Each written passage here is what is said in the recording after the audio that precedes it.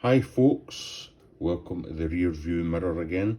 It is another brochure again. I'm just starting out, so please excuse the low production values. It's not really about that for me, it's a wee bit doing for mental health, especially mine. And if you find these interesting, well, however long these videos takes, I can't get it back. So cheers for watching, and here we go again.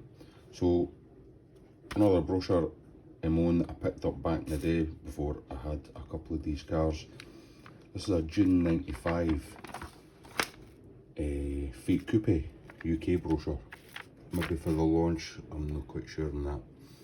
You know, I'm not going to read everything out, especially in my Scottish accent, so I will go slowly through it. Unusual brochure as well, with this kind of see-through cover and some fantastic photography as well, whether the cars are actually there or not, of course. And some of the details there. Rumour has it that the designer Chris Bangle modelled those headlights on his wife's behind, or bum arse, as we say in Scotland. Pretty skinny if you ask me. And of course nobody did. Fuel cap there. Pretty unique in them. I remember breaking these, and these were always desirable parts second hand as well. And obviously I've got the yellow one there. A car as individual as you are. Well, that's certainly for sure. Nothing looked like this. Again, I'm not going to read everything out. So obviously it's got Pininfarina badges on the rear quarters and on the dash. It was only built by Pininfarina. It was designed by Chris Bangle, who obviously famously went on to design some of BMW's more controversial cars. Well, up to there now, they're not so nice, the new ones. Visco drive, traction control, a viscous limited slip diff. As I said, I've broke a few of these for spares, the turbo ones, and used one of the engines.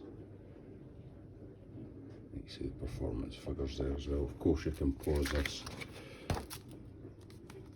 and we're going on to the turbo one there. As I was saying, turbo defeat tipo Sedici Valvole with one of these engines and gearboxes.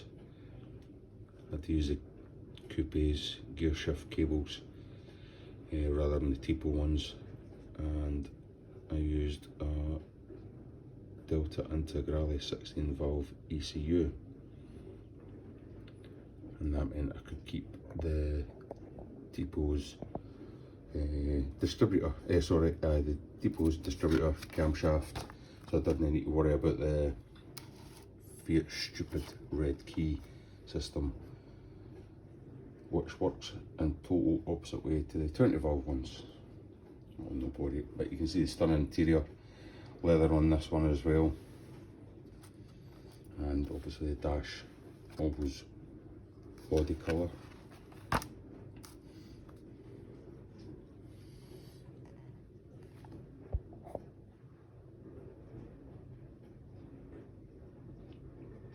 That Pininfarina badge on the dash, passenger airbag. It tells you obviously the old ABS, that Visco drive, that stupid immobiliser system. The boots in them are pretty decent actually. It's a wee bit narrow getting in, but plenty of space in there, and actually plenty of space in the back once you actually got in.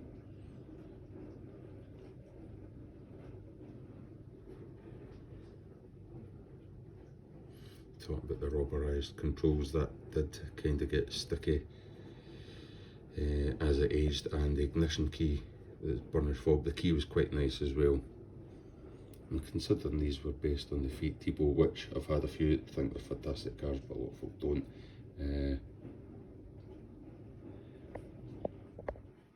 I mean, nothing looked like it or really went like it in its time. Of course you had the Ford Probe and the Ford Cougar, obviously Calibra, some of the Celica models, Preludes, some of the 3 Series as well, obviously talking price rather than performance.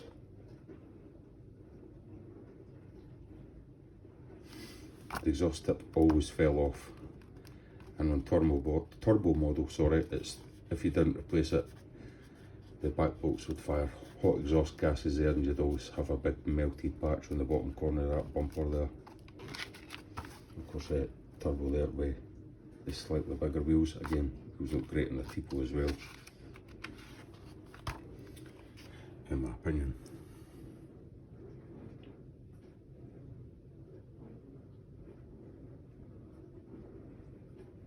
And of course, I'm not going to read all this stuff out.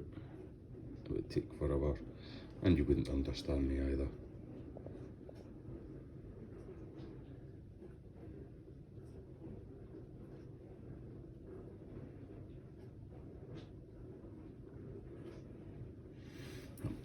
Bonnet was huge. When I broke these, they were always one of the first thing to go, really. This is such a huge panel, and you couldn't get them for Fiat. Obviously they're supposed to make them for a certain amount of time, but I believe at the time they blamed the factory that made them close down, so obviously that got them out of having provide bonnets for a certain period of time. So when I broke them, always the first and one of the more expensive parts, apart from the engine and stuff like that, of course. And it's talking there about the alarm and immobiliser system, that stupid red key.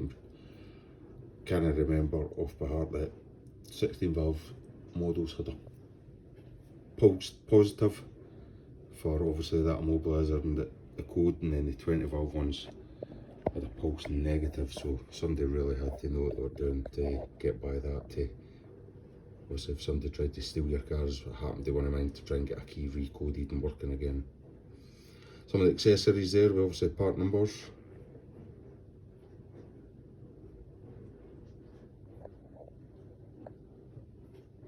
A few of mine came with that stereo as well, the 6 CD changer.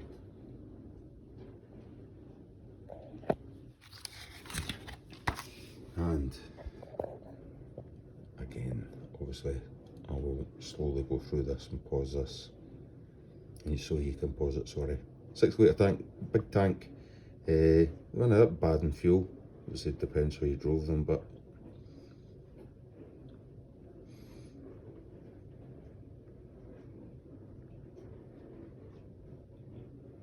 I'm not in my usual place today, my preferred usual place anyway. Pretty decent snowfall last night, so I wasn't going to heat the caravan up for making a video, and I'm babysitting a young puppy who should be at my feet. Oh, she's over there lying in a bag, keeping close by. And again, this unusual see-through cover. You see Chris Bangle's wife's bum there. For this unusual cover for finishing it off. So again, I will, please excuse the lighting and any background noise.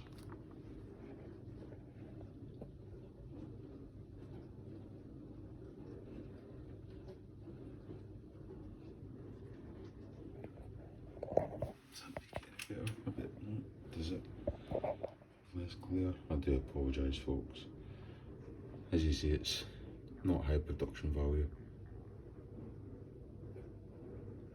Showing headlight washers there. I don't think I've ever seen a UK car with headlight washers. I'm sure somebody will correct me, and please do.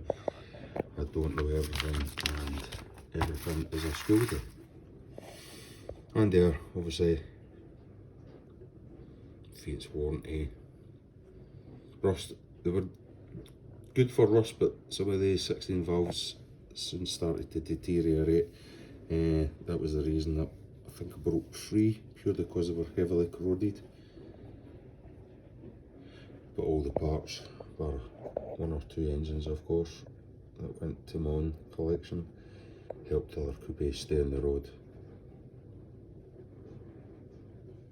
And I never broke any of my 20 valve turbos.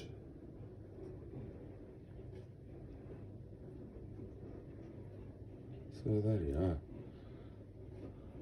And that date there. Just get that focus. June 95. So thank you very much, folks, for bearing with me through this Fiat Coupe brochure. As I said, production values are really low. Any comments are purely mine, and get it up you if you didn't agree. But thanks for watching, and hopefully we'll see you soon in a slightly better lit place with some more interesting content for you.